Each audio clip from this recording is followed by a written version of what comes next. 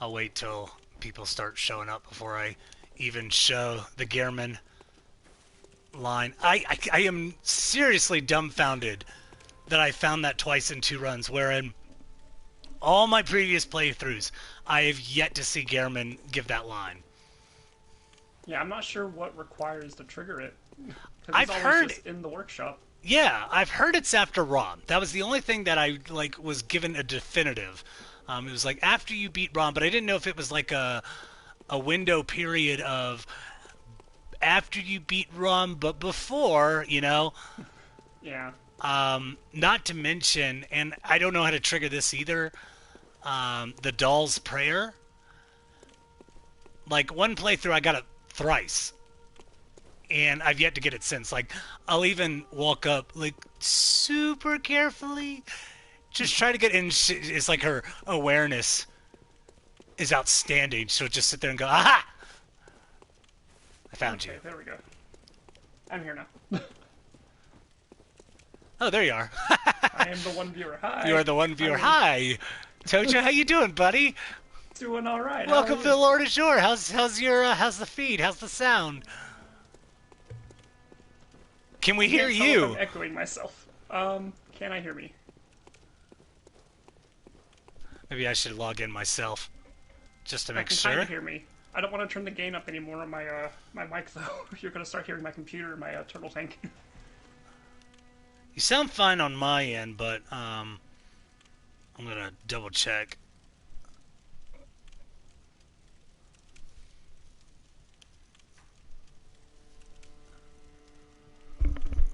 Make sure I hear it okay. You need to get a boom stand.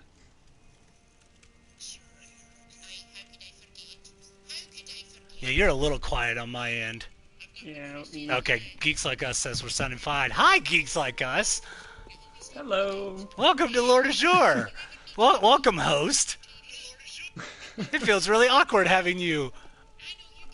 And okay, there we go. Is there something in the background? Yes, there was. I had to mute it. Okay. It's the problem with every time I open Twitch. What it eventually happens is, you know, the homepage will automatically start playing sound, and I hate that. Oh yeah. It's like what used to happen with ESPN. Okay. First and foremost, what's up? What's up, Scumming? How you doing?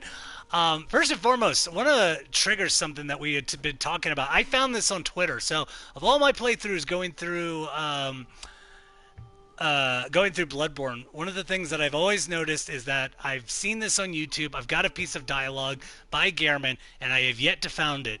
Like I said, 6 playthroughs, never seen it, and it's this one playthrough that I got it twice in one day. So I want to play this for y'all real quick. So Gehrman is asleep right now.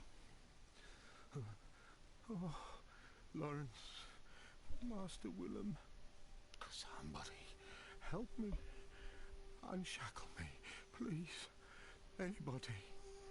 I've had enough of this dream. The night blocks all sight. Oh, somebody, please.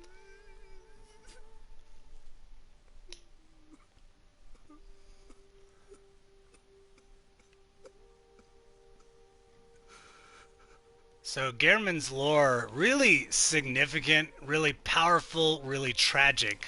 Gehrman, as we have mentioned before, is a character that is being held hostage almost, although he was the kind of the one who wished for it, but is being held hostage by the Great One, the Moon Presence. So he made a deal with the Moon Presence to be in this dream. And subsequently what has happened is he is trapped. He, as we've mentioned before, he's with this doll who reminds him of a former love of his, and he has really gone into a state of depression, not only because it reminds him of Lady Maria, which it's clearly not, but the other thing that is really significant is that Gehrman has obviously been in this place for a while now. We don't know how long. It's never quite made completely clear, but it is evident that he's been there for a while, and now he's just trying to get anybody to get him out. So, I don't know about you, Toko. I think that's a challenge to update what we want to do in this game. Tocho, sorry. You're good. All right, go ahead. No, sorry, I was going to ask you to repeat what you said because it completely went over my head. Oh, I was just saying that we were getting into a bit of a part where Gehrman was really having a tough time being in the dream that he was in, and at this point, he's just trying to get anybody to get him out. Oh, yeah. I mean, that little bit of dialogue does help us place Gehrman in the timeline of what's going on, because we don't know exactly how many, years, decades, centuries the relevant history has taken place. But we know that Gehrman was involved fairly early, at least with the dream's inception. And calling out to, Master Willem and Lawrence places them right at the beginning of all this, nonsense. Yeah, and I mean this really gets into the establishment of the Healing Church, and we're going to talk about the Healing Church a lot today because it really is the most significant plot point, especially with the three factions that we know about them. Now, Tocho has informed me that I thought we were done with the little girl story, but apparently we're not. So let's check this out real quick. Hi, London Trin. You haven't by any chance seen my little sister, have you? I told her to look after the house, but she's run off somewhere. She's still quite small, and wears a big white ribbon. Yeah. Have you seen her out there anywhere? Yeah. Oh, I hate to give all y'all a ultimatum right off the bat, but get the red messenger ribbon or do not. Basically telling this young girl, at least she's still alive. No, this is the other girl. This is her bigger sister. There's two sisters in this story. So one has unfortunately died. Two will keep her alive. I'm gonna give her the ribbon. How did this happen? Why would she ever go outside?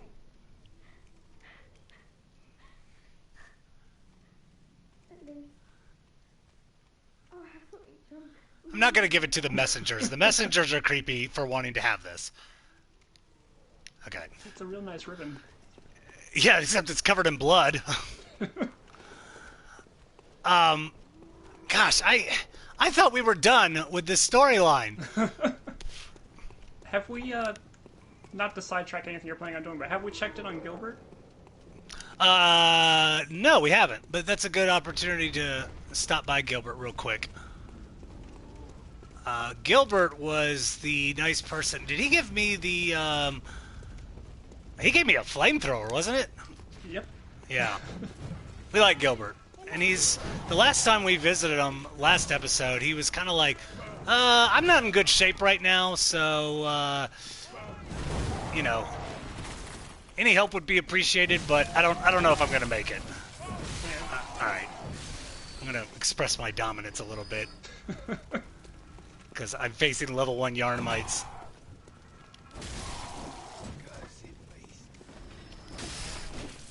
Alright. What's up, Space Cowboy?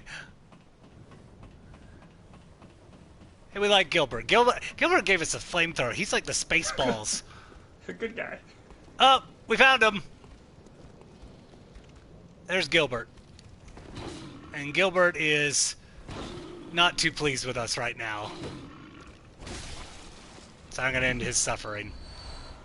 And we get the claw mark room. So, yeah. Should we head to Yusefka's real quick? Actually, no. She's not going to be in good spirits right now. All right. So, brief mention about the Healing Church. As we've mentioned before, is the part of the overall story. Remember that the Healing Church is basically the foundation of Yharnam. They're the ones that created Yharnam for what it is. They established blood healing, which is kind of the primary part of the game. And they were the ones responsible for kind of all the horrors that came with the blood. So the blood caused the beastly scourge, and because of the beastly scourge, all these Yarnamites have become either hunters and blood drunk, or they've become monsters in and of themselves. So to remedy that, they kind of created three factions that we're talking about today. One of which is called the Hunters. They're supposed to prevent people from getting or they're supposed to kill beasts, and also anybody that has the potential to have the Scourge to get rid of them as well. So they've got a very dirty job to be able to do. They're basically mercenaries in this respect. A lot of people are. So that's the first echelon. The second one is the Choir. Their job is to study the Celestial, understand a little bit of what makes a great one, and the other echelon is the School of Menses, was what we're going to be talking about today.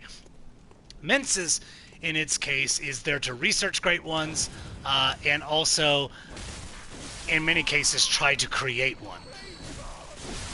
So you'll see through this particular area, we are in Yahar, which is a mirror copy of the Hypogean jail that we visited in an earlier episode. I'm going to grab this item real quick. And we get the Iron Yahar helmet. I'm going to just do an item description of this real quick.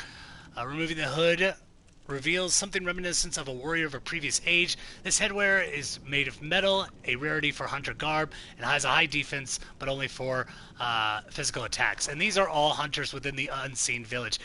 Do remember that these are hunters only by name. They're not established by any, I would say, like, sponsored part of a hunter's workshop. They're not part of one, per se.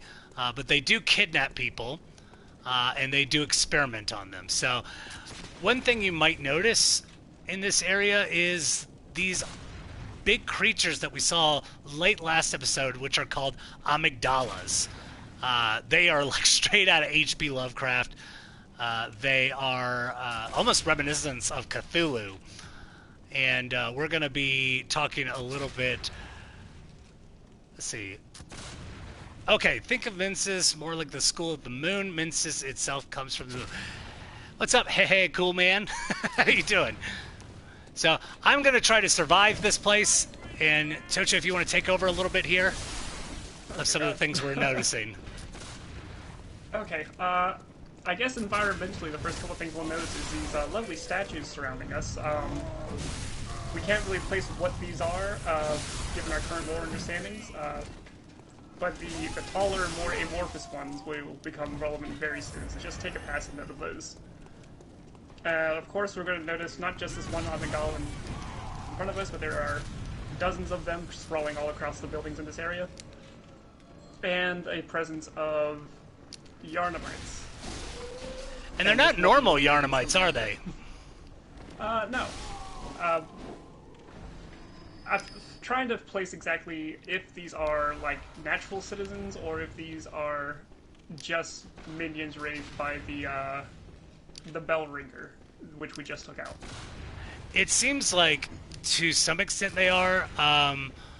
What you ever notice if you go through the Chalice dungeons is that when you take out a Bell Ringer, the Yarnamites, whoever, is actually, they disappear. But that doesn't happen here. They get stunned, but they don't go away.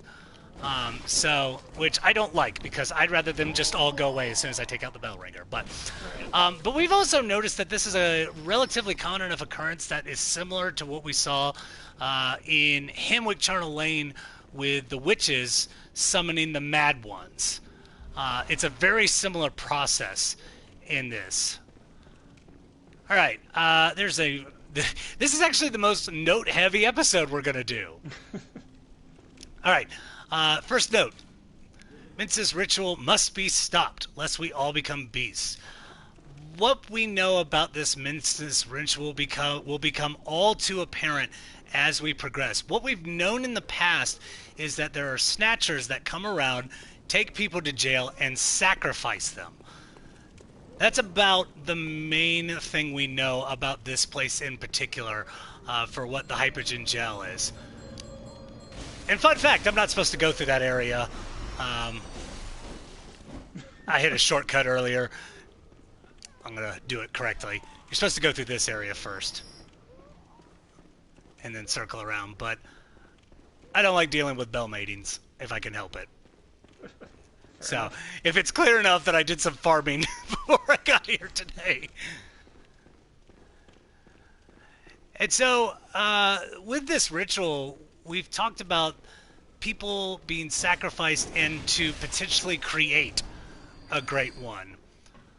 And that's significant. And it's also really horrifying, as the School of Mensis is all about... I always kind of compare them to the scientists in Jurassic Park. They always do really strong research, and they're very... they're right about a lot of things. To all their credit, they're actually correct about a lot of things that happen in this area, but they just do it in such a fashion that is just so destructive to pretty much everything and everyone. I'm gonna aggro. Oh boy, that was a whiff. Oh boy, oh boy. Here we have Dr. Space Cowboy in the comments mentions, hey, Coleman was saying that Mensis is like a school of the moon. Does that mean that itself comes from the moon? Oh, good question.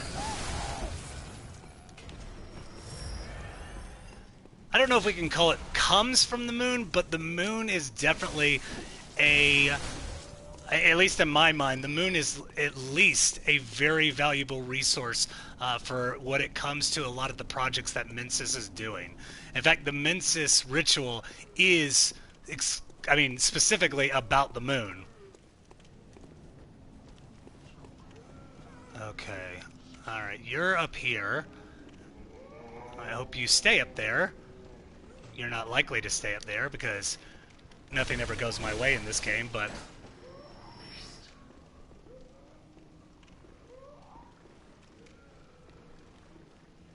That's a good point, though, cool man.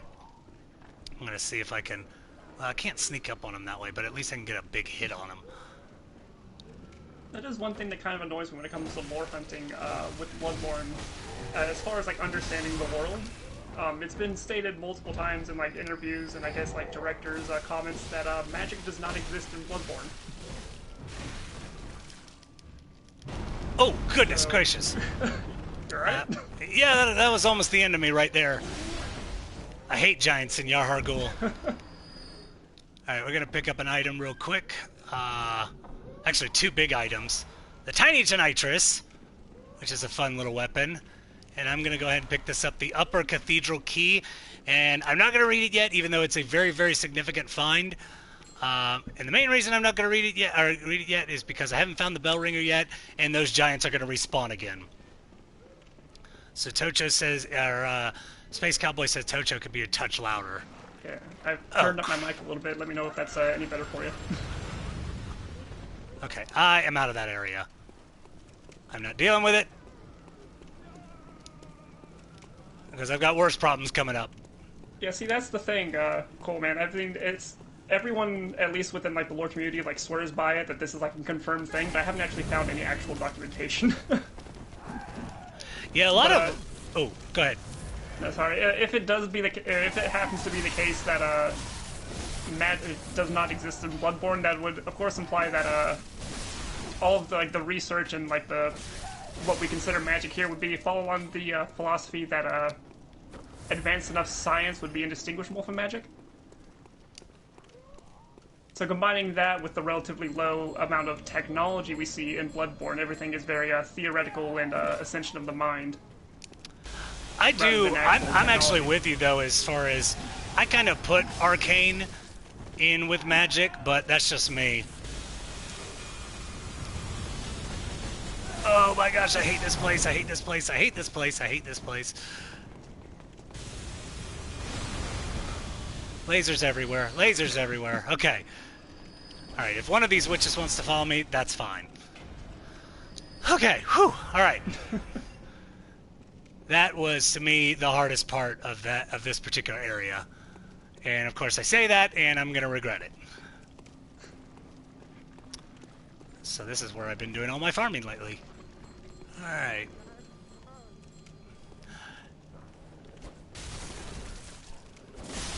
also find it a bit weird that there's just random chairs with corpses sitting in strewn about the village here. Well, and we know a lot of those through Mensa scholars as well. That they have the cage over their heads. Yeah. Which... I mean, it definitely gives us insight as to who these individuals are, but as to why they're spaced out over the city is what gets me. Yeah, especially when you consider that they're usually in one place. That will be towards the end of the run. As kind of their way to get into what would be a sort of another dimension in a dream. We'll talk more about that. It's they do not enter a dream per se. They go somewhere else. Unfortunately, the second half of your comment seems to have been cut off on the little PlayStation interface we have up here, Cool Man. Let's see. I think people just radically privileged Lovecraft, so they want to kind of despiritualize the game by saying there's no magic, even though, yeah, that's all I see. Yeah. I guess that does lead to another point when it comes to lore hunting. Like, and maybe you can weigh in on this a little, Emery, but when it comes to lore hunting in Bloodborne, how far into like related materials, as far as like H.P. Lovecraft, do you go before it just becomes, just a book review of another work? It's really on how you view the community as a whole, in my opinion, because we do. This is one thing I've mentioned in several... I'm getting a little academic here, sorry. This is something I mention a lot in my book chapters, is that science is often really... I don't want to say dirty, but everybody wants to over-glorify it and make it so that things fit into nice little categories. And it just doesn't work that way sometimes. There are a lot of stories that are mentioned through H.P. Lovecraft that makes sense. Like, I think it's Innsbruck, with the fishing hamlet. That makes sense to me. However, I don't know how true it is. We'll talk more about that when we get to that episode. But you'll see through some of these... This is the lower end of Yahar Ghul, and you might notice a couple things that we saw within the Hypogean jail. Hey, J Necro!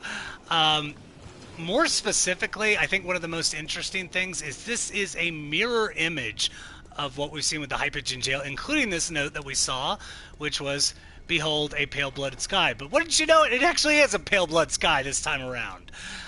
But we also noticed the setting around this area, and maybe it's further down below. It is. We'll get to that in a second. We'll notice that a lot of bodies are being strung across this place. We see them right here, and what we can think of this as a portal of sorts, or because the bottom of it actually looks like one of the pools that you can teleport in within this game. But you also notice these big almost suitcase-looking things that are like right here. They have chests and they have all these heads and bodies and legs and limbs, all this stuff that's going on here. It's theorized through a lot of the community that this is actually the leftovers from trying to create trying to create the Great One, and this is just the horrible monstrosities that have occurred for the unwilling participants that just so happen to be snatched by the Snatchers and being turned into these monstrosities. It's horrific, and it is just really depressing in this case. I think that souls have always been an interest of Western aesthetic, and the concepts are usually more Buddhist and Shinto. And I've seen, Cool Man, I've seen that, and if you don't mind me calling you Cool Man, I've seen a lot of theories that come into that within Buddhist, but I've also seen a lot within Western, like Christianity and so forth. Again, it's one of those, it's kind of hard to determine one way or the other for it. I do like this wagon, like if it isn't completely obvious that you're about to get ambushed here. The first time I saw that, oh my gosh, that scared the putty out of me. Alright, we're going to take this guy out. There we go. And a little strategy here for anybody who's played this game. first, there is nothing of merit ahead, so you don't need to go this way. One is you're always going to aggro this one on the right first, but they are very easy to aggro without messing with the others. Ugh. But right now, I am just trying to clear out some space for myself for what's upcoming. So another thing that's going on here in Tocho while I'm trying to clear out some of this place is called the Mensis ritual. And would you like to go into a little bit of detail about what the Mensis ritual entails? I'd like to, but it is a subject that gives me increasing confusion the more I read into it. That's okay, because this is a really confusing story in places. Well, I guess what it can really outline my confusion is this area we're in right now. Of course, we visited before with when we were kidnapped by the Snatchers, and of course the amalgamations and I think they're called what are they? Cramped corpses is what their official names are that we're fighting weren't here, and these little pyres weren't here. And this is all visible, of course, after we defeat Rom, which brings up the question: was Rom hiding, like physically hiding this from us? Oh, hello. I forgot where that one was. Was Rom's veil... Sorry. No, that's okay. Keep going. Want to keep going? Yep, okay, keep going. I'm going to take care of the gank squad. Nice. Ah, so cannon! I guess the question is Rom's ritual physically hiding this from us, or are these the results of events that took place as we were dealing with Rom? The latter is the one I'm more inclined to believe. Just because I think we would have noticed some giant corpses, or at least they would have noticed us, even if we couldn't see them. Just traveling through here, and also the chanting has stopped, which was very audible. Ooh! The first time we were here, which some people might just attribute hey, this place has neat background noise, but I believe whenever we talked to the nun, what was it? Was it Adela, the nun? Adela, yep. Adela.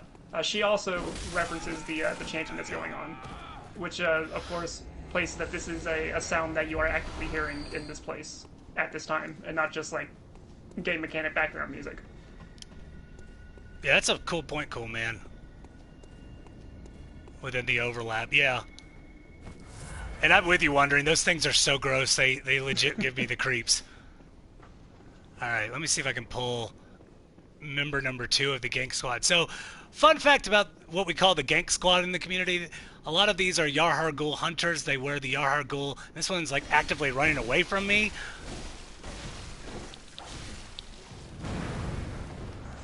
Oh no, Tiny Tonitrus! I forgot he had that.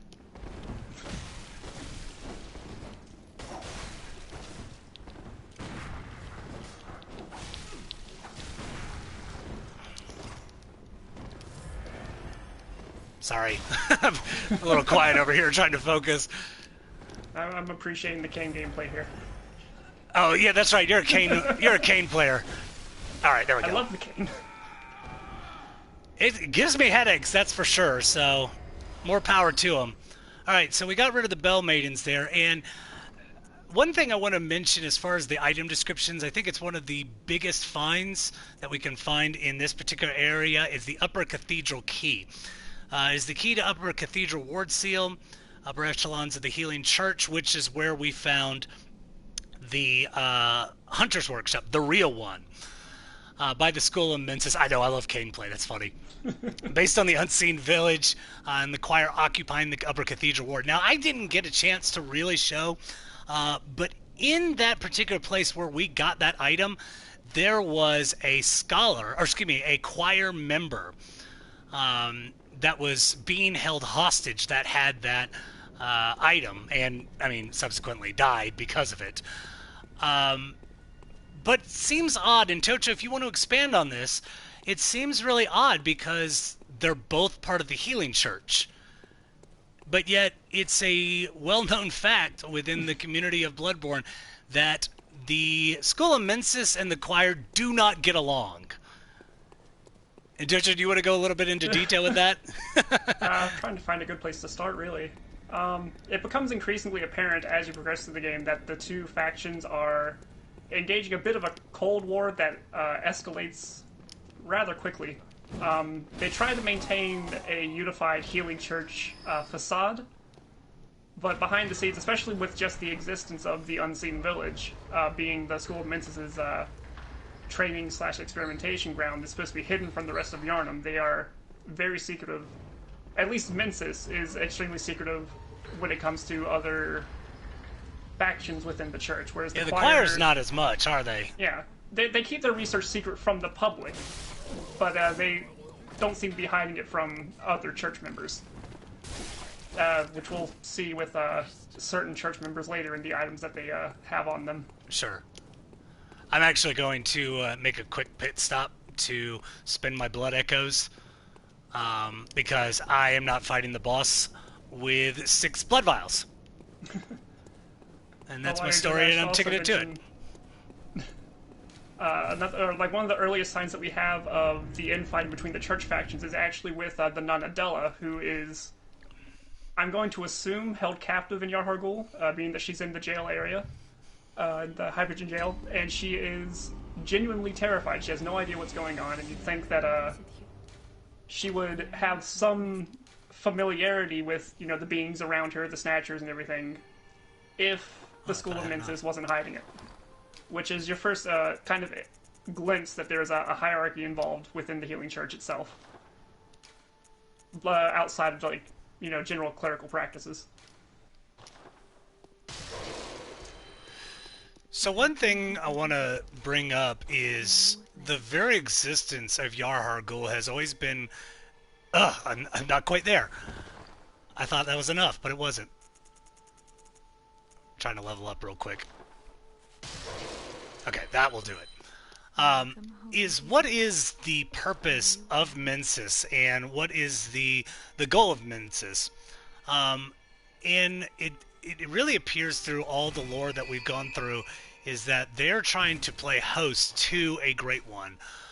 The proposed leader of the school, whose name is Mikolash, one of the things that he's trying to do is to play host to the moon presence. So it's a good segue that we were in the Hunter's Dream, because we are trying to get to, Mikolash was trying to ascend to play host to the moon presence, who is controlling the Hunter's Dream.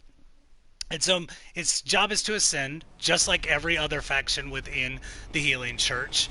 That was their goal from day one, but also to make one, which is our next goal to find through this playthrough. And I am going to take a shortcut real quick and get into what I consider the most interesting part of this particular area that, to me, was truly horrifying the first time I saw it. Not to mention, I mentioned this on Twitter. What do you mean it's not upper? Oh, it's right here. One of the things that actively made me want to put down the controller this afternoon, because of some of the whispering that goes on in this, and genuinely gives me the creeps. So this place is tragic, and it is just awesome if you're a big horror fan. So, another thing I'm going to mention is that a lot of the beasts are affected by means of the Mensis ritual, by evidence of this horrific thing that you can see has a foot growing out of its butt. If you can see that real quickly, I'm actually, you know what, just for the sake of things, I'm going to get my monocle out. There you go. They have the exact same attack pattern as a werewolf that we've seen all throughout this game, except they are structured exactly like these abominations that we see throughout. Ooh, a blood chunk, that's nice. So again, we've mentioned the ritual. We've mentioned why it's important to Mensis scholars. But we also get into, and Tocho, you mentioned some of these statues right here. You still here with me, buddy? Yeah, I'm still here. Okay.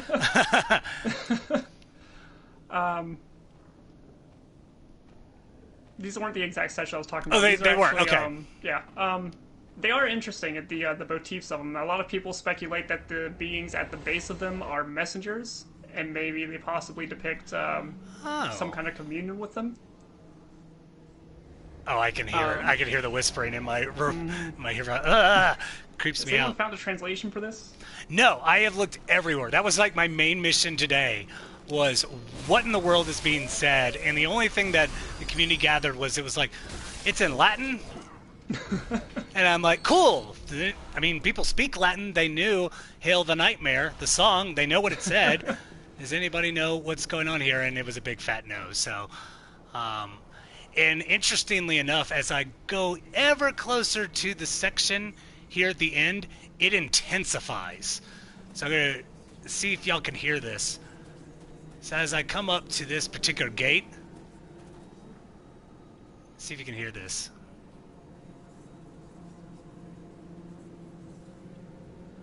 So I spent most of my afternoon farming through this place, and this was the whispering I was hearing, and I legit got uncomfortable, and I'm like, I need to watch Haiku or something. Happy anime volleyball. And wondering, as much as I am saddened that you will be missing out on how just amazing this game is, it is horrifying, it is difficult. And I don't know why I got into it, but the more you get into it, the more that you play it. I can't. They've got. I think Bloodborne has one of the best communities. They're really active on Reddit and other sites. They try to encourage each other. Like, I can't tell you how many times somebody will say, "Oh, I'm playing Bloodborne for the first time," and they'll say something that. Hunter's never alone. Okay, cool, man. I want to read this. Not so sure that it is a creation of the Great One or summoning a bunch of spirits which coalesce into a mishmash creature because that's what they want to do. I could buy that. I really could. Possible.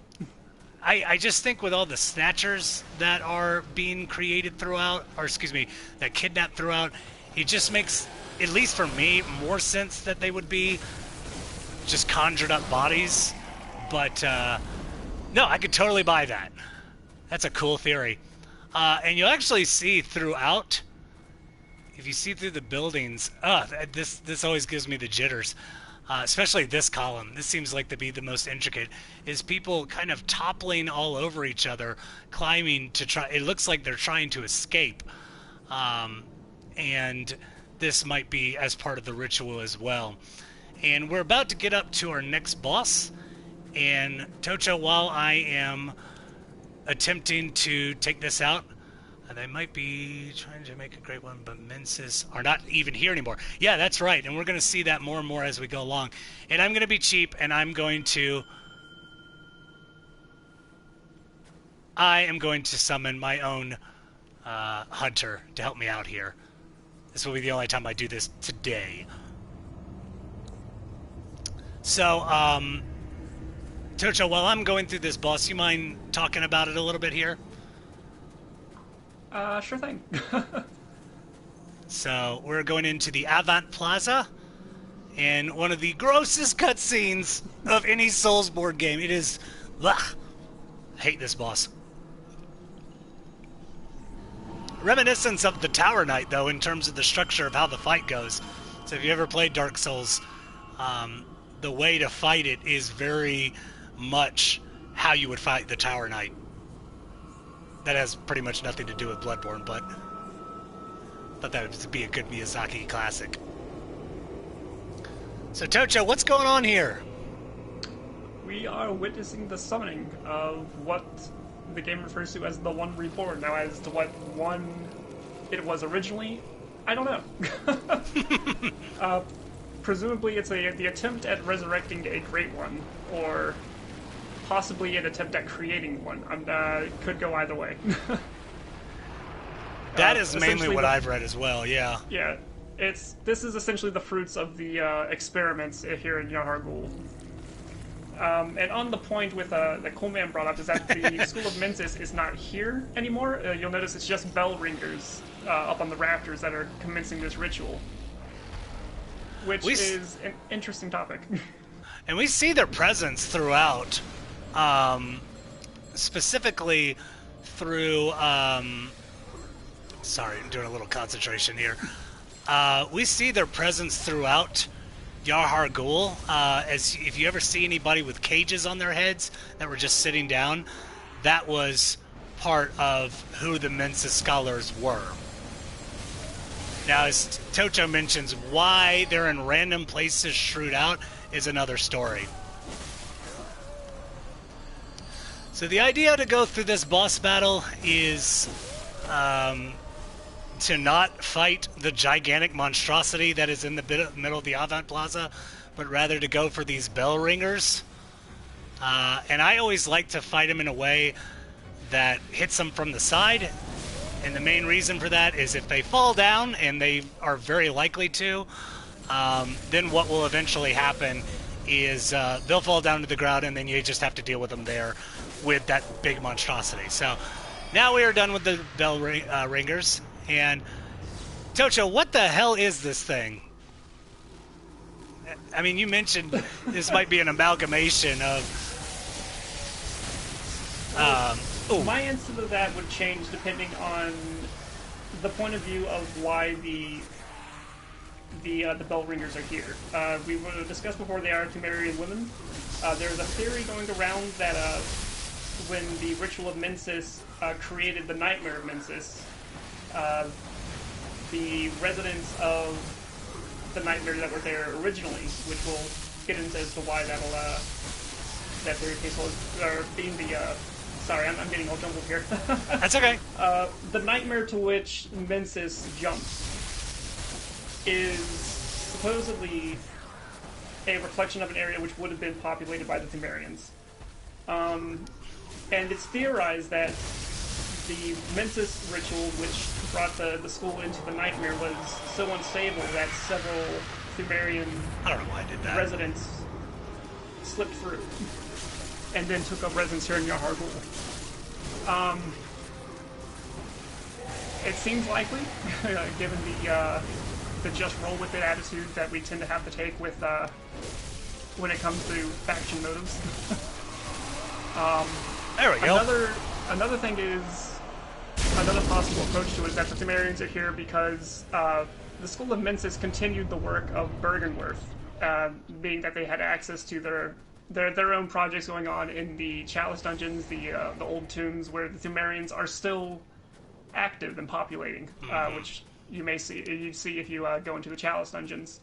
It could be possible that they recruited Temerians to help them out in their research, which we'll see with I tend to use to back up this theory. The presence of the Scourge Beast, the werewolf that's made out of human body parts, could be like a predecessor to attempting to create a Great One, in that it has the same stats, the same attack patterns. They essentially did create a werewolf based off their understanding of it, but they only, material they have to work with is human flesh. Mm-hmm.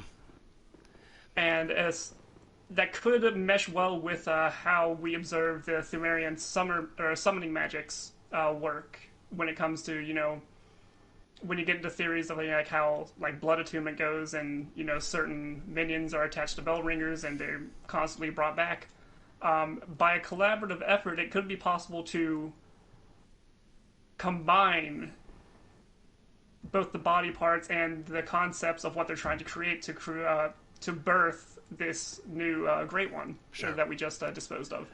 Well, and sorry, I'm going to interrupt you real quick because we're at a really significant part. Oh yeah. Yeah. So we are. Yeah. Sorry to interrupt. We are at where the Mensis scholars are right now. This is what remains of the School of Mensis. And their attempt to ascension. And we've mentioned throughout the story our good friend Mikolash. Well, guess what? We found him!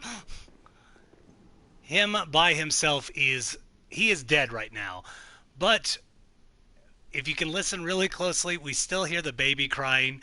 But we also know that we can actually find him still, and that's exactly what we're going to do.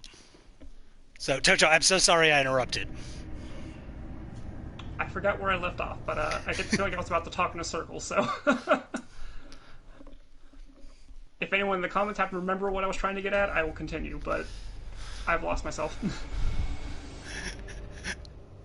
So right now we've entered the School of Minces. Yeah, seriously, and it's about to get even weirder. Like once you get further into this game, it just becomes more horrifying as we go along. Again, through very I mean, and cool man, you might have a disagreement on this, but they do express a lot of Lovecraftian themes throughout the storytelling here.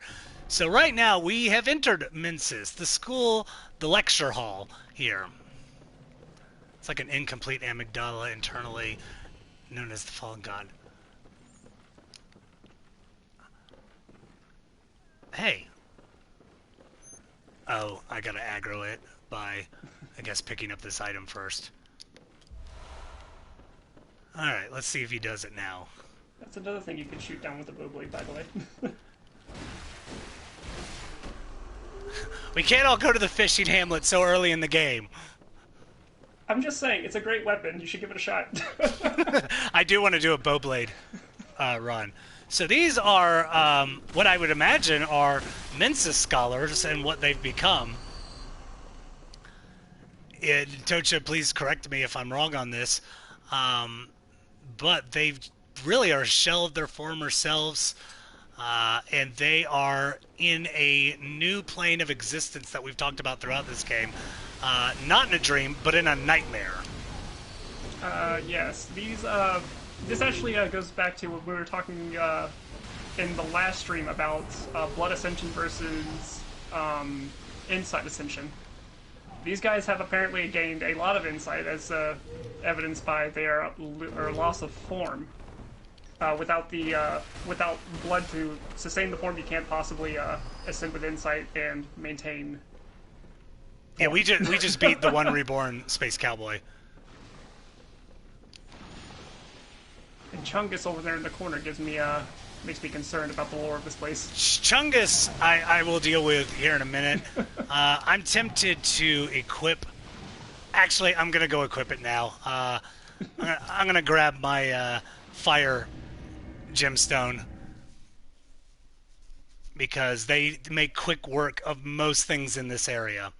And I'm going to need it because the frame per second problem that people have... What's up, Potter? How you doing? The frame per second problem that people have is no more apparent than in one area of the lecture hall. Oh, let's see. I know where she is, but I want to see if I get the line here. Don't turn around, don't turn around, don't turn around. Ah, damn it. Okay. She has a rare piece of dialogue. I don't remember what is the thing that will make it happen. But it's probably one of my favorite lines in the game. So, but I am going to keep it relatively in check right now.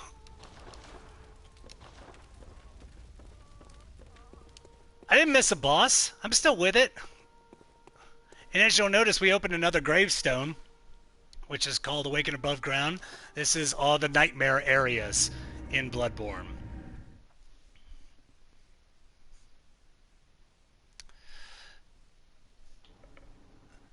So, I guess to segue. Yeah, go ahead. What do you make of the lecture building itself? Because it has a lot of the students here are wearing Bergenworth attire. It does kind of mimic the architecture of Bergenworth, but of course we noticed when we went to Bergenworth there is not a large section of the building that has been ripped out.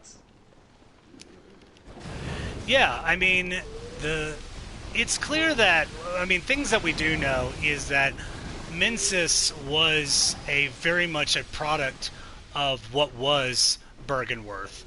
But that said, there are a lot of key differences in terms of the way they've done things, the way that they've...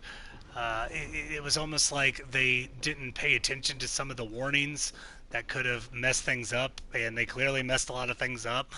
Um, but we see a lot of those similarities between that and Bergenworth, and that's a really important aspect. It also gives the implication that I think, at least, that Mikolash was a student of Willem in some respect, because there's so much connection with me when it comes to what Mikolash knows versus what's shown throughout here, especially when it comes to ties at Willem. And there's four very distinct notes here. So, nameless moon presence beckoned by Lawrence and his associates, Pale Blood. Okay, so do remember that these scholars of Mensis know about the moon presence. So their job is to find host to them. But the moon presence currently resides in the Hunter's workshop with the Dream. And this is probably the most significant note of the entire game. Very short, 3/3 chords. And so what they're trying to say is that you need to find umbilical cords of great ones, which is right here. But what's significant about this is why Gehrman is trapped in the dream in the first place. He found an umbilical cord, and that is referenced through where we found this one in general, which was in the healing workshop. Or, excuse me, the healing church workshop. And with that, one of the things that we found that I thought was really interesting was that when they found it, he was able to embrace the moon presence, but he couldn't overpower it. The moon presence embraced him, and that's how he would be trapped within the dream right now, because he only had one in this case. So the Mensa scholars in this respect knew that one of the ways to do that was to acquire 3. So our mission log just updated, and our now mission is to find 3/3 chords. And as it should happen, I know how to get them all.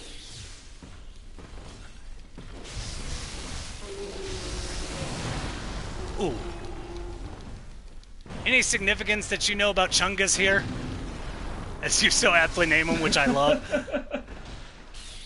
Well, the thing that stands out to me with him is that he is very clearly wearing white church attire. The same with the church giants that we've already seen.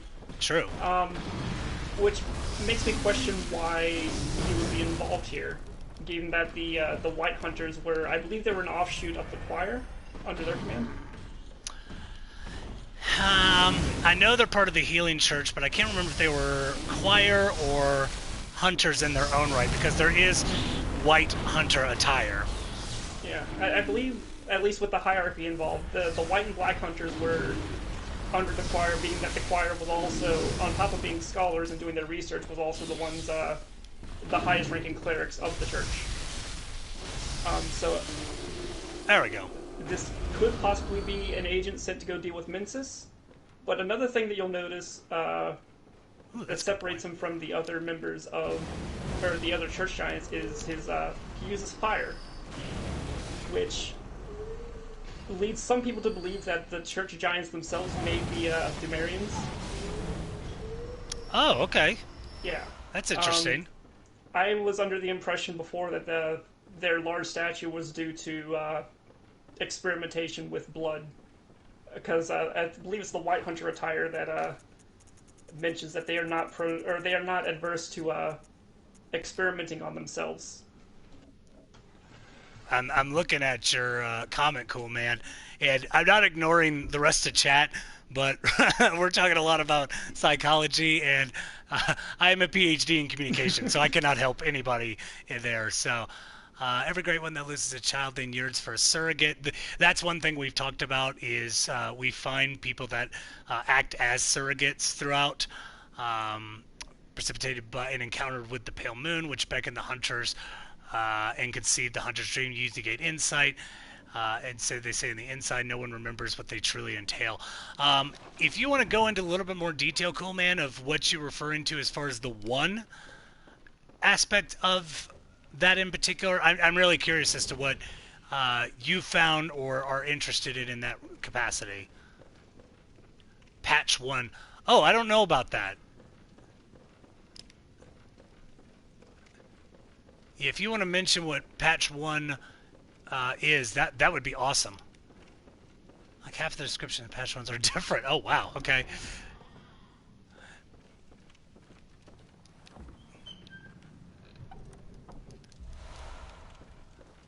Yeah, please post it. I'd love to read it, and I appreciate all this insight that you're bringing in. Ha ha ha! No pun intended. God, that was stupid. So one thing I will show throughout this particular playthrough is I'm gonna kind of scour my way through the lecture hall. One is because it's just blatant lore fodder, and I love it because of that. But also, Space Cowboy will recognize that there is a familiar face that he's seen before. One of the heirlooms used to contact a great one. Oh, I missed that text long ago. Encountered a great one. A contract was established to establish a church. To give one spirits to great insight. Okay. It didn't seem like it's too different. This is the one I missed. Okay. One of the heirlooms used to contact the great ones, or originating, excuse me, the child of the vile blood. Oh, wow. Okay, yeah, vile bloods is pretty significant.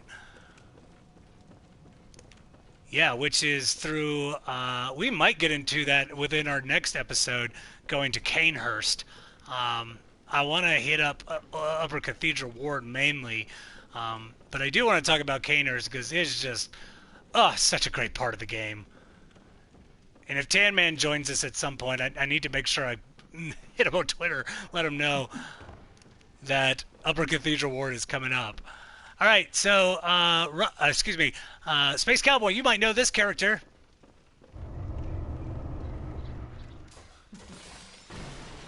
It's everybody's favorite, Patches! How did this come to pass?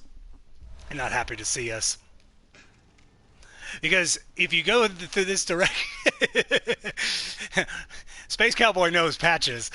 If you actually go through the other side of this particular area, if you go to this particular part of the area, he'll like mock you from this locked door. Now, wait just a moment. Do you think ill of me?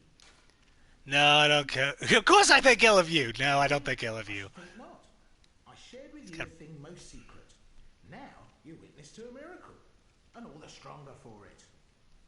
You should appreciate it. So wandering, Gratitude. Patches shows up, if I'm not mistaken, in every Dark Souls game in some capacity. Appreciate it. Also about the church giants, I don't think they are attire can actually obtain the military version. Yeah, see, I was under the impression. Oh, it does look a lot like the executioner attire. That's a really good point. That's fair. I keep forgetting that's a thing. Executioners.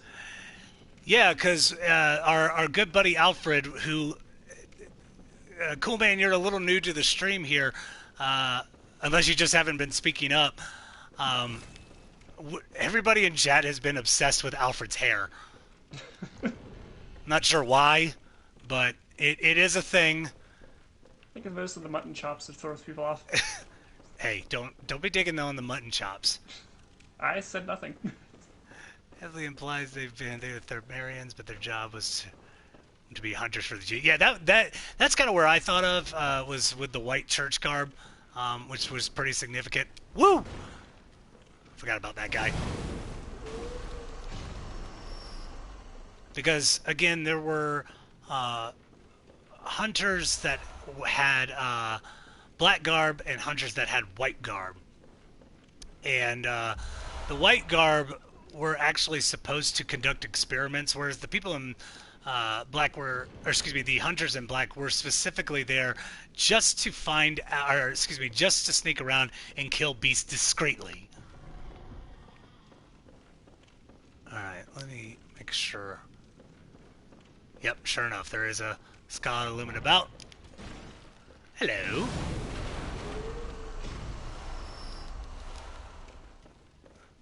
Stocking up on some Mad Men knowledge here.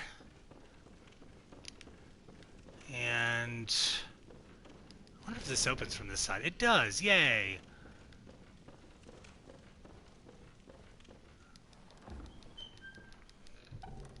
Anything else you want to mention about the lecture building? Before you do, I want to... Oh, sorry.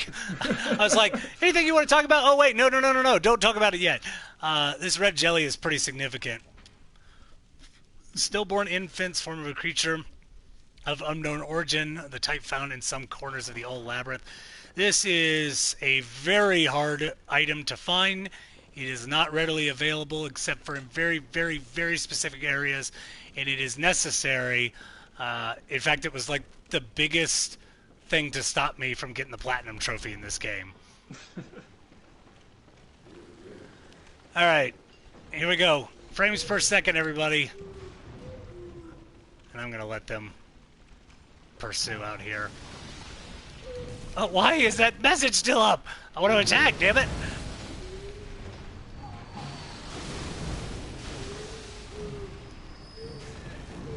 That's a unique way of thinking of it.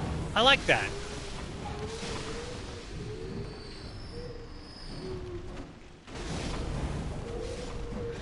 This is an exact representation of students asking me questions after lectures. Dr. Daniel, have you turned in my grades? Dr. Daniel, I don't understand this. I'm just kidding. I'm just kidding. I enjoy my students very much. There's a drunk fraternity joke in here somewhere.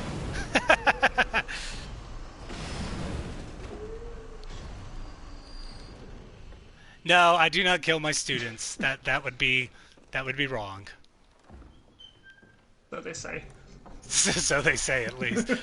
Oh, here's a significant find. The Augur of Ebritus, and I think it's just in my regular with order. your tools. Yeah. There we go.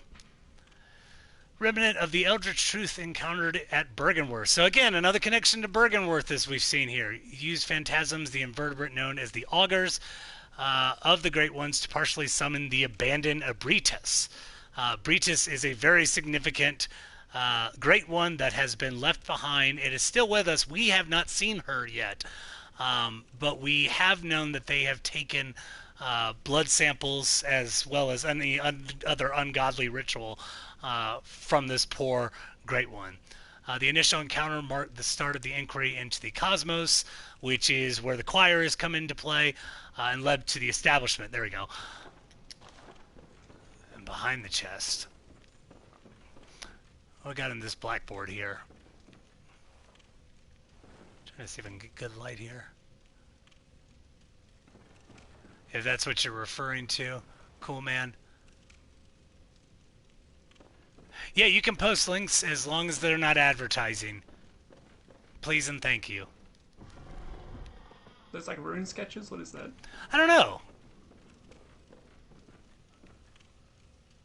And cool, man, I don't know if I'll be able to read it, but maybe Tocho can. Yeah, I can't get a good look at that. Oh, that's Can't better. make out anything.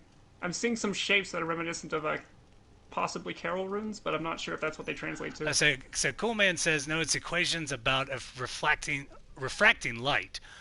Okay. It is a public domain wallpaper. How about that? That's actually really cool. Oh, can I not go that way yet? Oh, no, it goes this way. That's the Lord of Jour chalkboard. Is it really?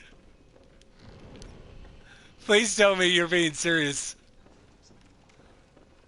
Because if that is the case... Oh, no, that would have been really cool, though.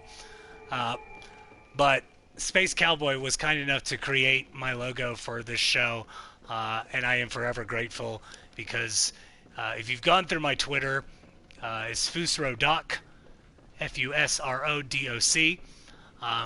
You'll see, actually, it's my banner it's my Twitter banner, the artwork that Space Cowboy did, and it is just immaculate. I absolutely love it.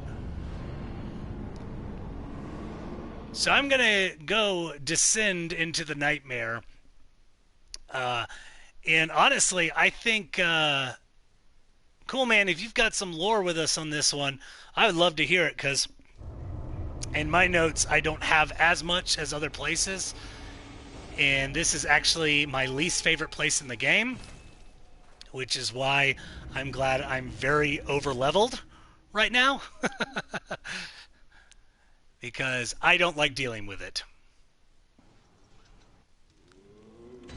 So I am going to spend my blood echoes. Let's see. Nope. We're going to Frontier tonight. We're going to hit up Mensis next... Wait, not next week. In 2 weeks.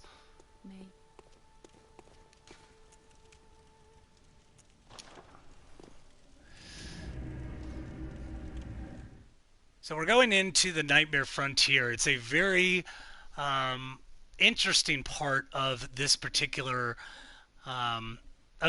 game, but there's not a lot that's known about it. There's a lot of speculation that goes into it, which I will address my own theories. And Tocho, if you have them or if chat has them, please feel free to state what you think, because I'd love to hear it. So we come into this really weird, desolate-looking place, and we encounter Loran silver beasts that I really try not to give them any time to form, because they're pretty dangerous. And if one thing you'll notice is I've got a fire gem that is attached to this particular weapon. I use it, especially here, mainly because those things will spawn little leech-looking things that we've seen specifically. Where did we see them? It was at the bottom of the Forbidden Forest when we were going to Yusefka's clinic. They're these little worm-looking things that jump around, and they're a major, major, major nuisance. Let's see if I can see it from here. So they said at the beginning... I don't know. I'm gonna go down before we get into this. So we've mentioned before going through Yahar Ghul, as well as the Hypogean Jail, which is, you know, the shroud of Yahar Ghul, that there might be some influence with Loran, and Loran again is an ancient society that was also afflicted by the Scourge of the Beast. I've always had a theory that there is significance with Loran and Loran and Yahar Ghul, and more specifically because of the just overwhelming presence of lightning. It's everywhere, and it's the only place you can find it. There are theories that go around this particular area that said, look, this is either an entryway or this is Loran. In a place based on Loran. I don't know if I believe that, because again, Loran is supposed to be almost like this ancient Egyptian type place. Let's see, in the files, this place is oh, I missed that. Something like a river 6 would be close to parallel. Oh, okay. We know that having an umbilical cord, and these are usually worlds that are created by Great Ones in some capacity, or at least hosted by Great Ones. And, oh, I forgot to do something. That's okay. I'll get it in a minute. Well, you are not weak to fire, are you, big boy? Ow.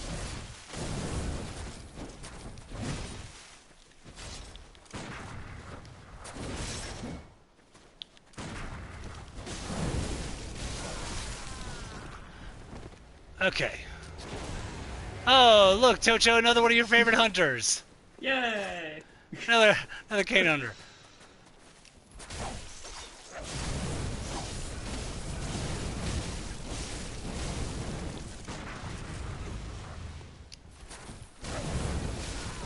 There we go. So that, wearing Black Hunter attire there, which is pretty interesting. I'm actually going to do something real quick. It's probably a good idea that I do this now instead of later down the road. there is an alternate way to get to this area, and I didn't show. I took the kind of back entrance to this particular place, but I want to show y'all the other way to get here. And this is kind of the more appropriate way to get here. And honestly, Tocho, I don't know if this is going to count as a death. We can let chat decide. If I can get out. I hate this place. There's so many of these damn look like tombstones. If they're not tombstones as it is. I forget where I am. What are we looking for? I'm just looking for the entrance. Okay. You know what? I think it's the other way. It probably is. I'm just gonna take a bolt. Wandering. Okay. We want to earn those deaths. That's right. Alright. I'm gonna return back real quick and head there the old-fashioned way.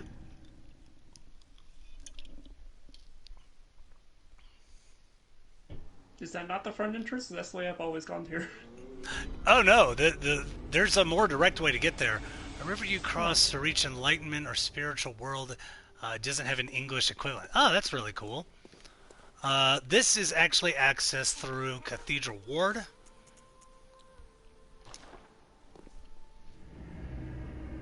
No, it's the Grand Cathedral. I messed that up.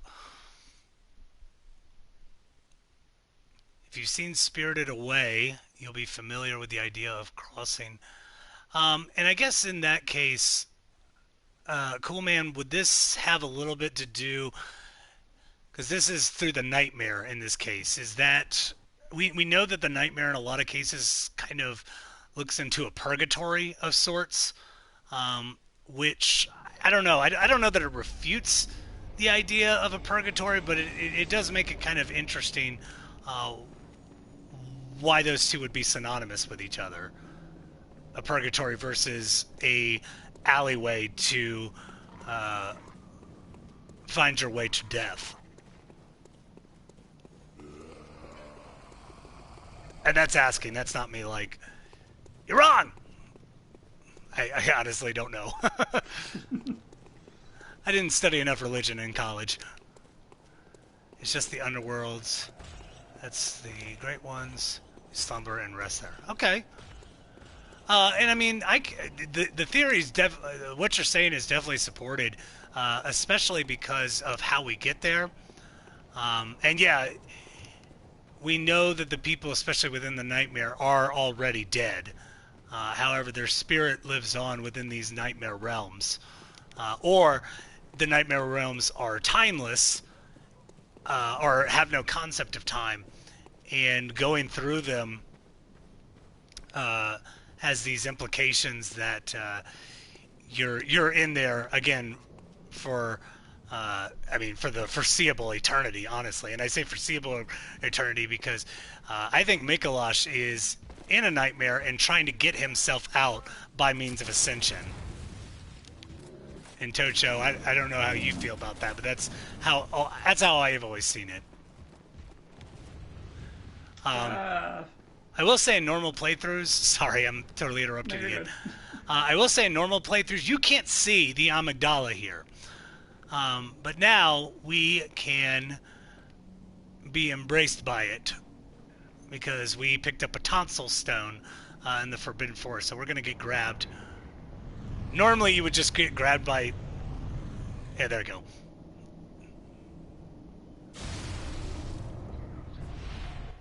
See, I didn't see my health bar go all the way down, so I don't know if I count that a death. Nah, it doesn't count. Have mercy on the poor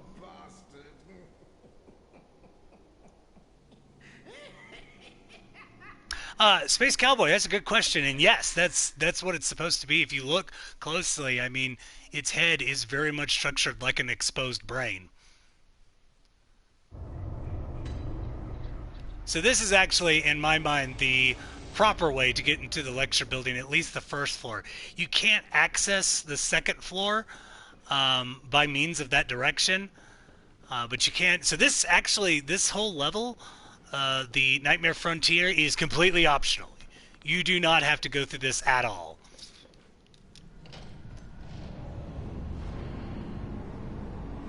It's often by entering water or like Mikalash or the mirror.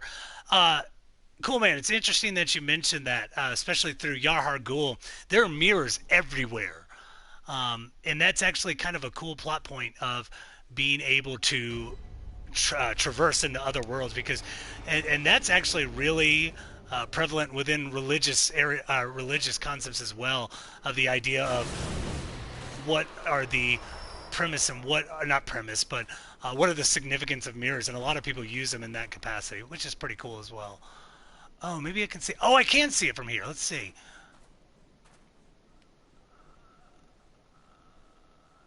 Yeah, the first frenzy you got is a corpse in front of a mirror in Yahar Ghul. That's right.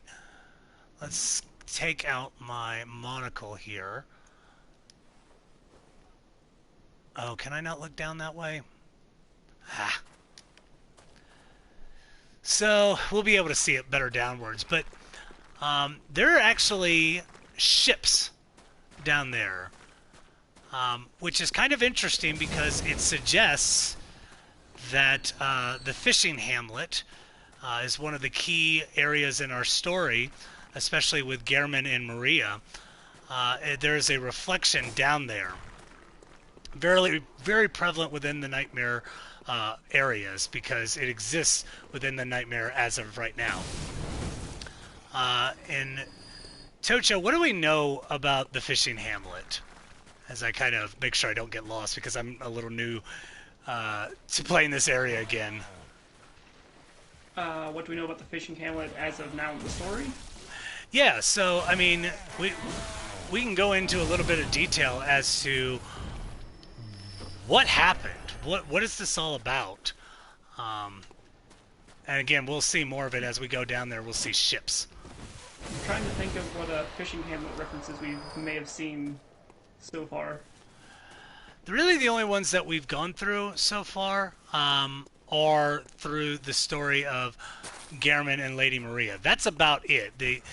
What we know so far right now is that we know that this was a tragic event that was basically a genocide brought on by church hunters, and Lady Maria was so remorseful after what happened, she ended up killing herself.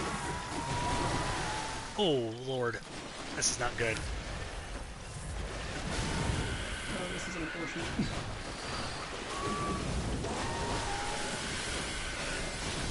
Have you had your gank today? Alright. Anyways, was that like just like things we've talked about already, or things that are like Yeah, that's all we've talked about right now. Okay. I'm just curious. The fishing hamlet, as far as like point of view of just the Bloodborne game, isn't really talked about until the DLC. Aside from side remarks from Miklash, who we haven't gotten to yet. But as far as things we've covered in stream, trying to think of how much we talked about it. Essentially, a band of hunters were sent to the fishing hamlet for research purposes, trying to keep this as vague as possible for spoiler reasons. And how to word this? It's all right one way or the other, so just say it how you want to say it. It's all good. Okay. Is it okay to just go flat out, this is what happened, or? Yeah, it's fine. Okay. So, we know that Maria and I believe Gehrman, possibly the scholar Rom. We don't have a lot of like notes on Rom, but it's generally accepted that Rom was a scholar who worked with Willem to ascend to the spire that we defeated last stream. And they were sent to a fishing hamlet where they worshipped Kos, a great one. And in gathering, quote-unquote, gathering resources for their research, which is mostly eyes, brain fluid, things like that, they massacred the residents of this village because they were in close proximity to this old one, and it leads into a whole thing about, Lady Maria's regret, and she's like trying to stop history from repeating itself. It's a whole. I don't know how far we want to get into that. Yeah, I think one thing that's really interesting about it, though, is cause is actually referenced through the one of the prayers or the song "Hail the Nightmare" that we heard in the Hypogen jail, which is very significant. Oh, I thought that fell down for some reason. Those two. Yeah, I don't know why it didn't. Oh well. Let's see. I think I'm close to the fun part. Well, fun by everybody else's standard, not for me. Let's see. It's the blood vial. Like I said, bear with me a little bit here. I played through this part blind. Okay, yes, this is the right area. So if you notice, hey, look, it's our friend Patches. So if you've never played a Souls game, you might not know what's going on. I have played plenty of Souls games, so I do know what's about to happen, but I'm going to do it anyway.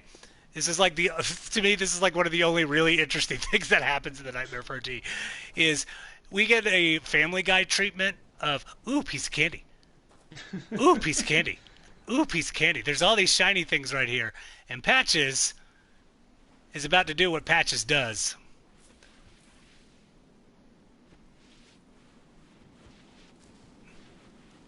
He is going to fuck us over.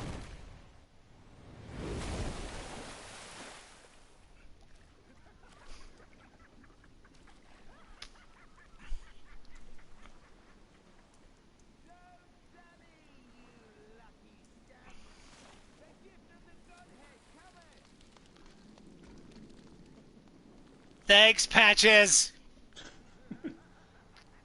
Jackass. I never noticed in any of my playthroughs, but for some reason on this one, it seems like he has like the red runes that cover minions of the summoners. I was wondering that too. That was the first time I had seen that as well. So yeah, he pushed me into a poison pit. And I know nothing about Patches, so I'm not the right person to talk to about that. So I've actually read some kind of interesting things about Patches in general. One is actually a Vada video that his whole premise for being in these places is to punish the greedy. So me going after that shiny was just his friendly way of punishing me for being overly greedy in this case. It actually tried to have some sympathy towards Patches, which I'm going to be honest is just not going to happen. Okay. All right, I need to equip myself better for this. And that means I'm taking out a cannon.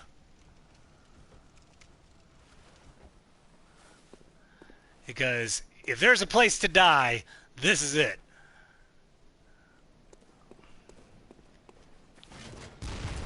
Oh, I missed. Wow. Okay. So, new strategy. I'm just going to avoid it. So you can hear that in the background. This is a winter lantern. They are pretty slow, but they are absolutely terrifying, and they cause frenzy. So I'm actually going to eliminate as much frenzy as I can by doing the beak mask and by equipping sedatives. Oh my gosh, I hate this stupid thing. Love the Spamalot reference. Brave, brave Sir Emery. Yeah, no, absolutely. I will fight most things in this area. Winter lanterns are usually not one of them. So all it has to do is see you. Now, if you saw through that very, very quick little transition there, its attire is actually based on the doll, oddly enough, and I just died. Oh dear. I just saw the fall. Damn it. That's 9. I forgot where to go. That's okay.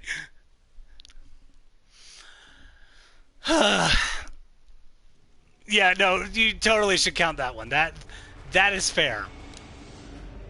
I'm not a big fan of it, but that is fair. I'm not a big fan of it because that was a stupid death.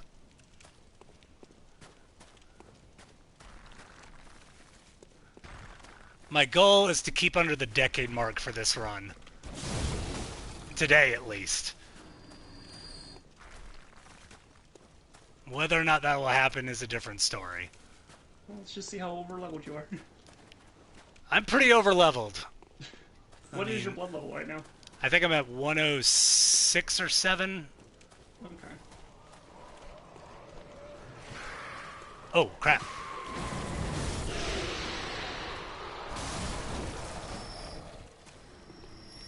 Alright, I'm gonna do a little risky strat here. I just jumping right in there.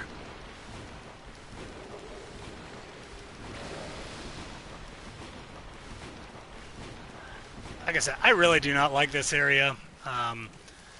If you've played Dark Souls games before, there is like this always this obligatory poison swamp area, and they don't help it by giants throwing boulders at you and these what look like they are straight out of the fishing hamlet enemies that are horrifying and really hard to beat. So, yeah, not a big fan. Is there any information on these Yetis? Other than that they're here? Yeah, not that I gathered per se, but that doesn't mean that there isn't anything about them.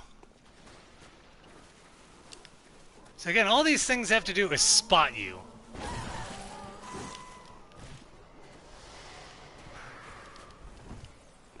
I'm just gonna take the falling damage, I don't care. Okay, oh no, don't tell me. Okay, whew. Oh my gosh. I hit the decade mark, everybody. This is the frenzy, everybody. Ugh.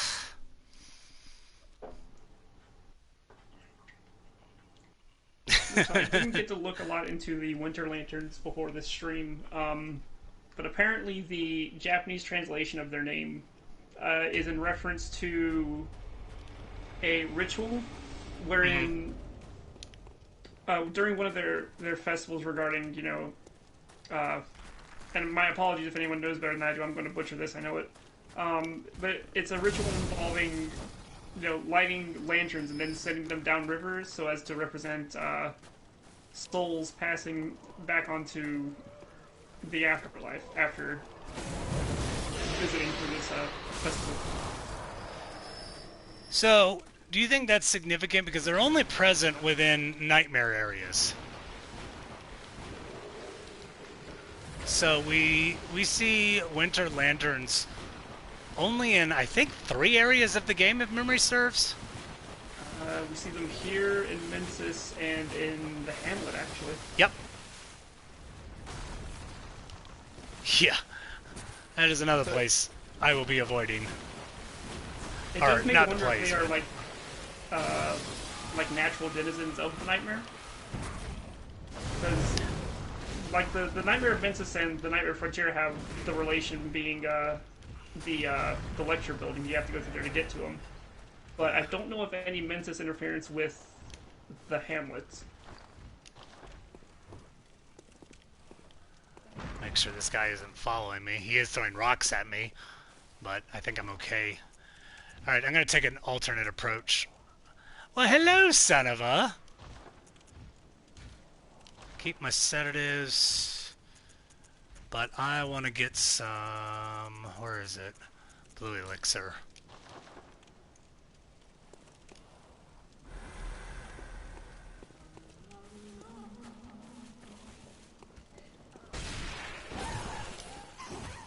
This isn't going to completely do the trick, but at least it'll do it enough. Okay, they have to see you for that to happen. Ugh!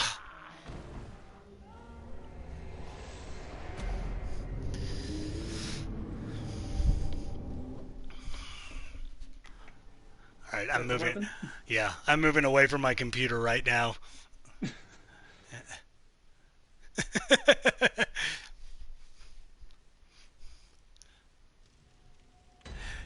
Yeah, Potter, I'm with you, buddy. This is. I'm sitting there going, I'm better than this. I, I've done so well throughout this game so far, but I honestly don't know why I care that much, and I only say that because once I get into the DLC of this game, y'all, it's going downhill. Death count is going to mean absolutely nothing.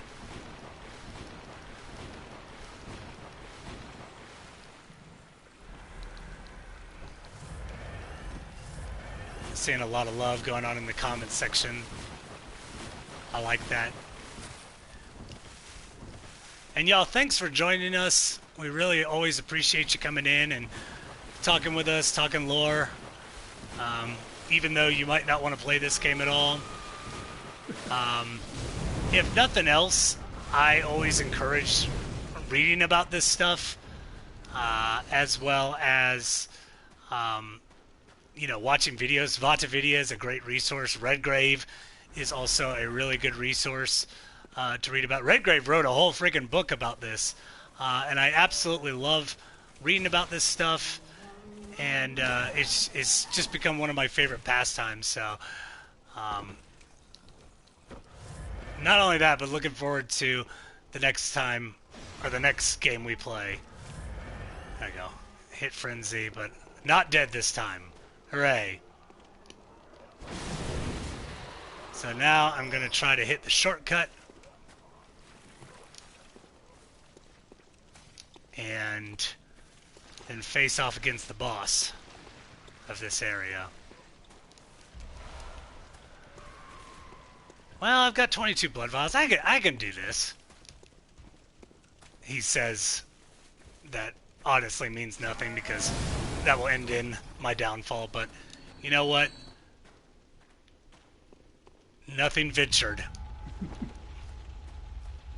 So I'm going to hit that shortcut just in case I die. I've still got fire paper.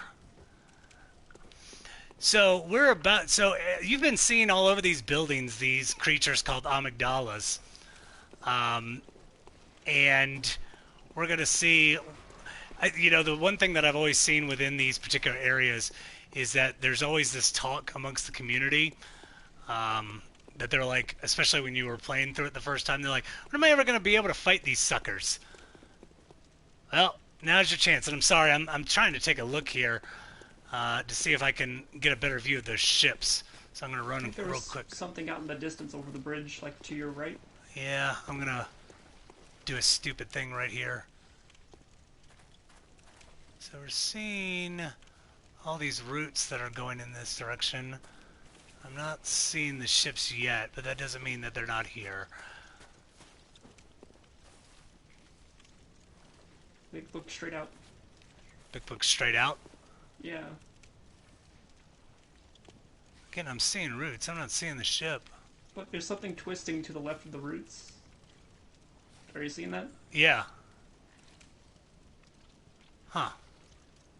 And then I think upwards more. I saw like a mast to the left. Yeah, when I watched this on YouTube, it was very clear. And I don't know why on my game I think I see it, but at the same time I'm not seeing it as clearly as everybody else. I'm gonna try to just look at a couple more areas here before I go fight the amygdala. Or amygdala. I call them amygdalas. Okay. We'll also note that a lot of people theorize that this is part of Loran just because of the structure here. It is the only building in this particular area, and it's theorized that this is part of it. So, here we go, amygdala. Let's do this. So he's sitting on top of that roof thing here.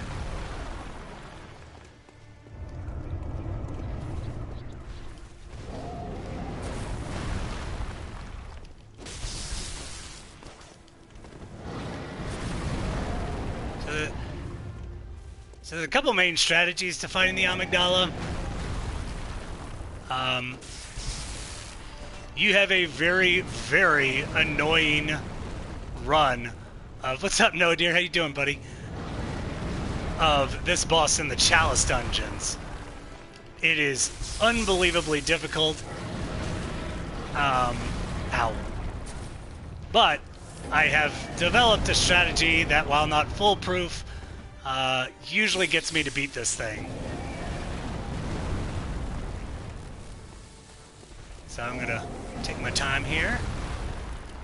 I personally like baiting the head. So anytime it rears its ugly head, I like all my attacks to hit it. So, alright, we're getting into phase 2. There are 3 phases in this. And now, anytime it hits or slams, it's going to have arcane. You can see right down there. So, I actually, anybody who wants to play this game, you can take this one of 2 ways. You can either still bait the head, or you can do something a little different, which is to actually aim for the arms. And slam. I'm getting good RNG on that. And I don't know if y'all saw that. One of the key features of the amygdala here is that to better reach you, it breaks its own arms. Rips them off. But I have one way to combat that, which the tail doesn't do a lot of damage, but the legs are okay. And it cannot actually physically hit you in this state, except for if it stomps. So I like going for the legs in this particular stage and just beat it that way.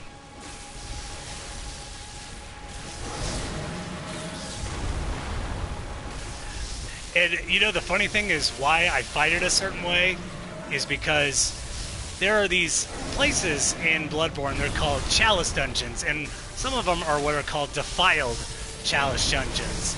That means they're cursed and they take off half your health. And they're the most annoying thing in this game by far. And you have to take an overpowered amygdala, and you have half of your health. And so any time that thing hits you, it's usually a one-hit KO.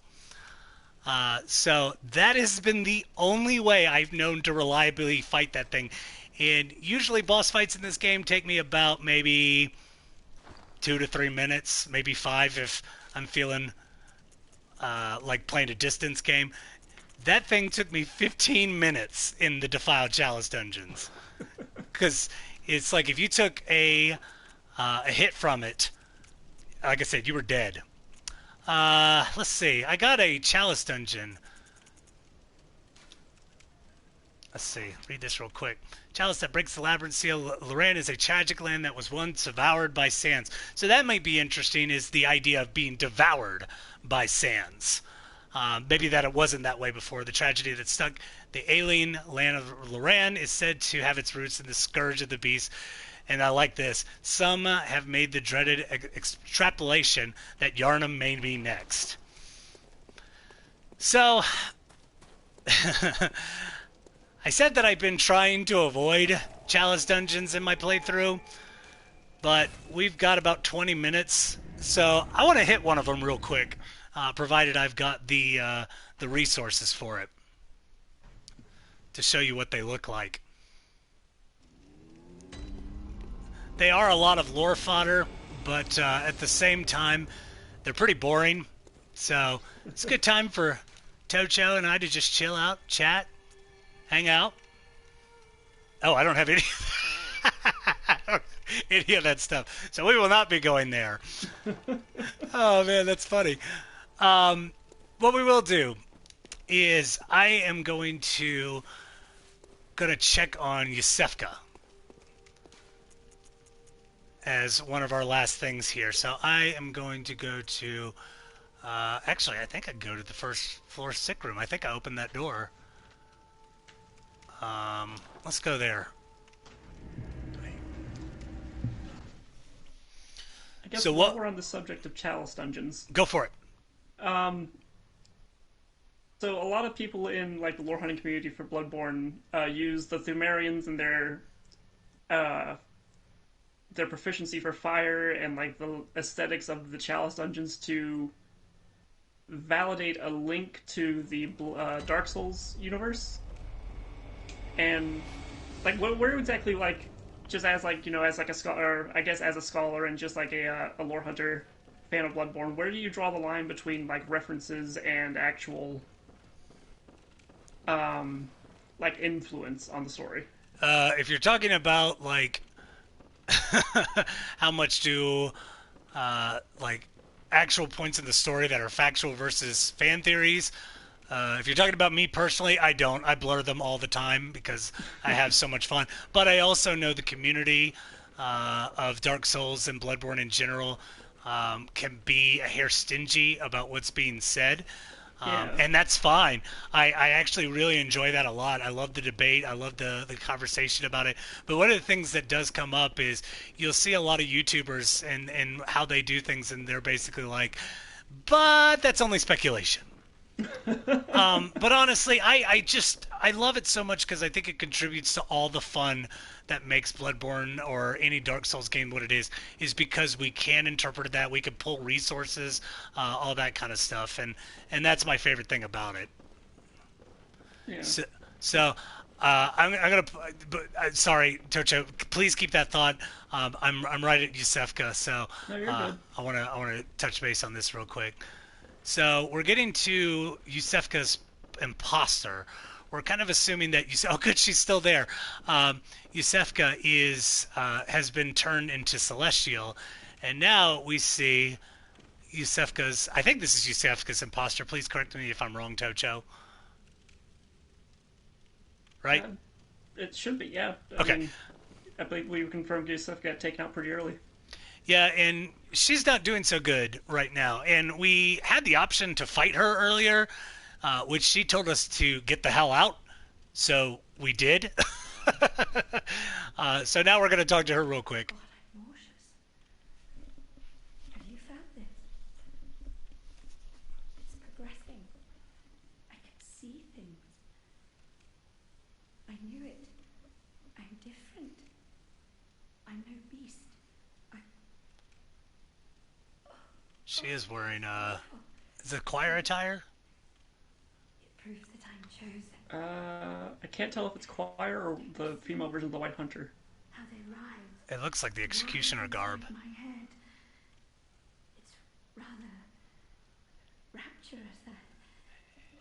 Is it safe to say, Tocho, that she is a surrogate right now? God, I'm nauseous. Yeah. Because I think it's safe to say. she as much as she's seems to be enjoying this, I don't think she's going to be for long, so I'm going to put her out of her misery. And ta-da! 1/3 of the umbilical cord. Which I guess would essentially confirm that. So, here's the thing I will say. Space Cowboy apparently takes exception to that. One, all right, I'm going to defend myself on this decision. One, Adela and Yusefka, they were turned into blue goobers by Yusefka's imposter. So they have been turned into celestial monstrosity here. And so they have been deformed and turned into beasts in their own right. Oh my gosh, Dr. Face Cowboy is just letting me have it. But I will show you. And the other reason was when I was trying to go in there, she was trying to kill me. So Great relic known as the cord of the eye. Every infant great one has the precursor to the umbilical cord. Provost Williams sought out the cord in order to elevate his being and thoughts to the great one by lining his brain with eyes, the only choice he knew if a man were ever to match their greatness. So, as we've mentioned in Mensis, now we have two. So the goal is to find a third one. And luckily enough in this game, they kind of provide a nice outlet because that one is super easily missed.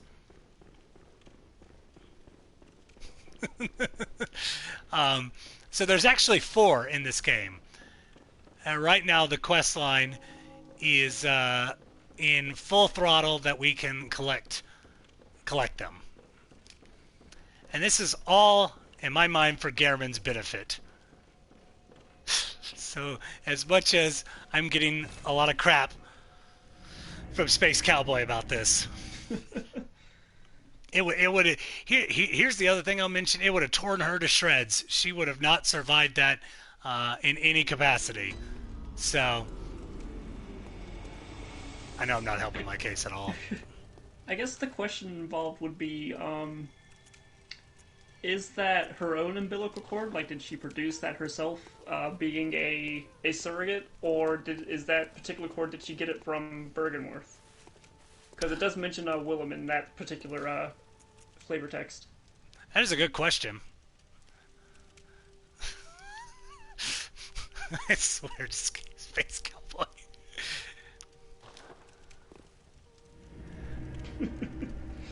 This is almost as bad as when I hit the doll. Maybe worse. No, the doll is precious. Yeah, the doll didn't try to kill me. Didn't the doll apologize? No, that's the Firekeeper from Dark Souls 3. Okay. Yeah, the Firekeeper will just outright just say, if you accidentally hit the Firekeeper, she's like, I don't know what I did. I'm so sorry. Whatever fueled it into this murder rage, I don't know what I did that made you do that, but I am sorry. So, Ariana, since the Blood Moon, is doing progressively worse. Talking to the old lady again. I'm gonna keep sharing my wolves here.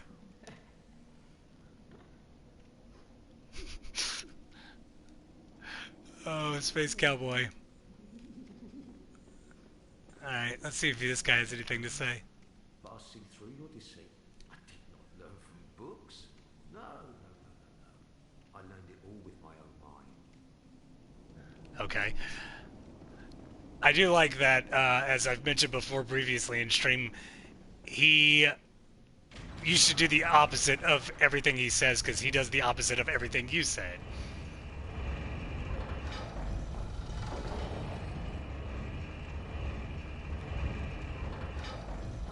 So I'm going to hit one more lamp, and then we will be done for the evening.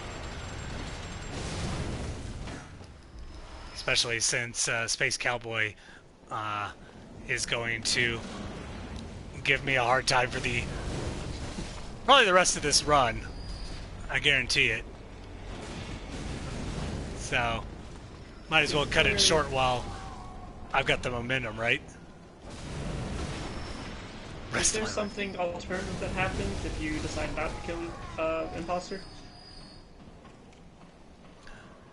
I felt like, I can't remember if well, she disappears, I know that, because you can miss her really easily. I think it's after Mikolash is what's happened. I'm not 100% sure on that, but I'm pretty sure that's what happens.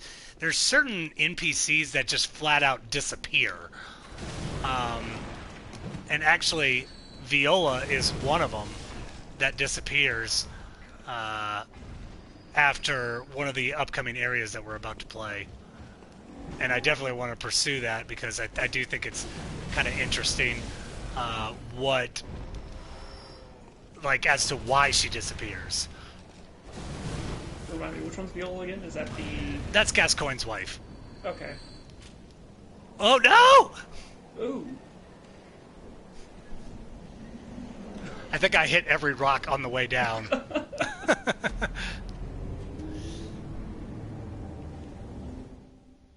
It started off so well. This run went so well. I didn't even die in Yahar Ghul. Like, that's supposed to happen. We're up to 12 now, right, chat? Yeah, that is worth number 12. I'm gonna have to like quote. How could this happen to me? I was thinking of like Talladega Nights when he tries to drive blindfolded and he crashes the car and he's like, I'm embarrassed. I thought I could feel it.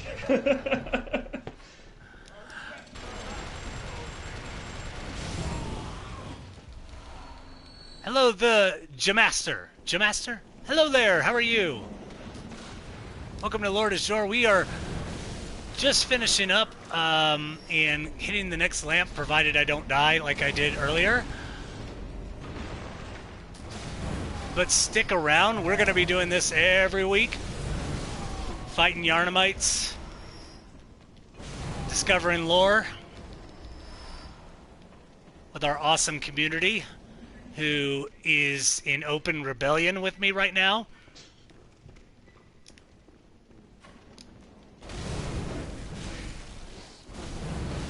But to go along with Hot Fuzz, if you've ever seen that movie, it's all for the greater good.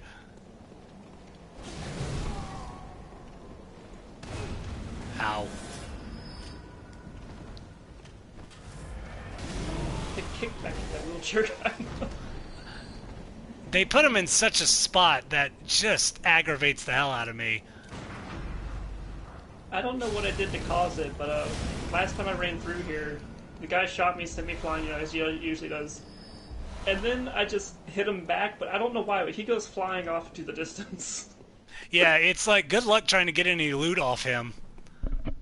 And this is the first stream, by the way, that my parry god counter is less than my death counter. Which, that's gonna have to change next week. That's just all I have to say. I had, what, 1, 2 parry gods? That makes me so sad.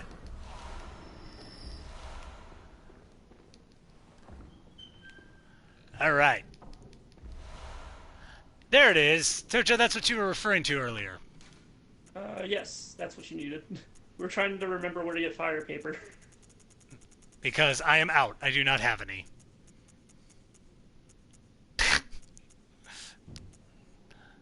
I say, where is that? Key items, maybe? Is it... I thought it was still... No? Key items? Yeah, you're right. One of the badges crafted by the Healing Church Radiant Sword indicates they're heirs of the will of Ludwig. These hunters, also known as the Holy Blades, are what remains of the ancient line of heroes that date back to very early age of honor and chivalry. We mentioned that actually in the first stream of Lord of Jour and how important it is for good old Ludwig. Ludwig was a good... I think was a really good dude and had a lot of good heart at his core. But again, he was the one responsible for hiring Yarnamites to be on pursuit of the hunt as well, which backfired on him tremendously. Now we're seeing what what Yusefka's imposter. These are all what I think, and Tojo, please correct me if I'm wrong, are some of the infant great ones that are around here. I mean, that's the closest thing that I could think that they would be. Yeah.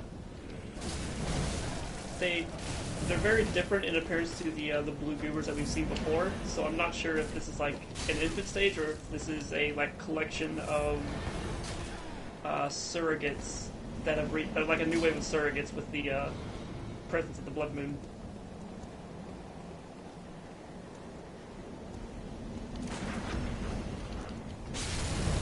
Very good. Very nice. Ow.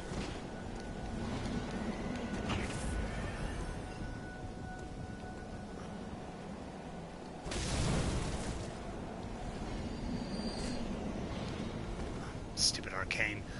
This is what I get for having too much insight.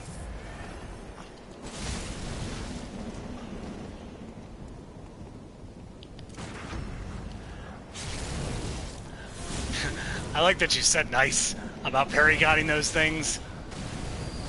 They are literally the easiest enemy in the game to parry, because it's any time during their attack animation.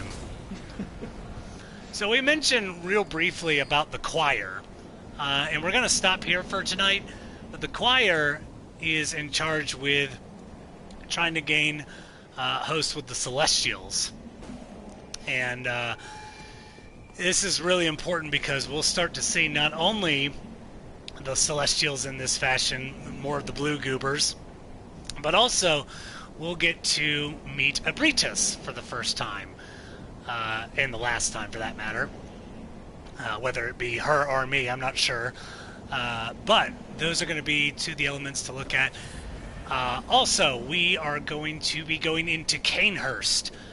So I'm going to make sure to message Tanman about Canehurst, because I know he'll want to watch that. So, y'all, thank you so much for coming. Tocho, as usual, thank you so much for joining me. Thanks again for having me. Absolutely. And I hope y'all have a good night, and we will see y'all next week. Take care, everybody. Bye-bye.